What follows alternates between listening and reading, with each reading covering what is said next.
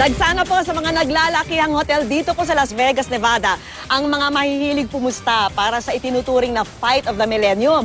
Si Manny po ang itinuturing na underdog sa labang ito, kaya kung siya po ang mananalo, mas malaki po ang maiuuwi ng mga tumaya sa kanya. Narito po ang aking report. Sin City, City of Lights, entertainment at gambling capital of the world. Diyan kilala ang Las Vegas, Nevada. Kaya naman 2 araw bago ang bakbakan, ang mga pumupusta dagsana sa mga tinatawag na sportsbook ng mga naglalakihang hotel dito. Sa MGM Grand, kung saan idaraos ang tinaguriang Battle for Greatness, nakilala namin si Carlo. Galing pang Pilipinas si Carlo at ang kanyang pamilya at dumayo lang ng Las Vegas para manood ng laban ni Pacman.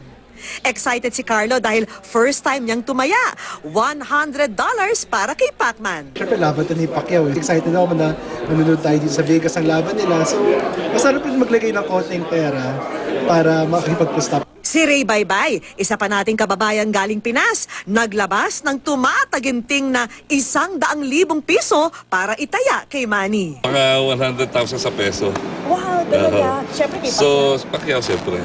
Si Arnold Reyes naman, kakaiba ang itinaya. Pati nga yung aking mother-in-law saka misis ko, nakasanla na ngayon eh.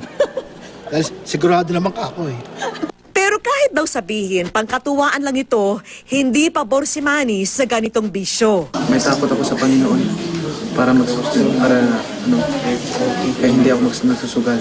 Araw-araw, nag-iiba pa ang tinatawag na betting odds. Pero ang isang miyembro ng Team Pacquiao na si Jake Hoson, wala na raw duda sa kalalabasan ng laban. Magkakatalo na lang daw kung sa anong round magtatapos ang sagupaan. Talagang alam natin mananakaut ni pambansang kamoo si Mayweather 5, 6, 7, 8. Dam medyo 100% I claim it already.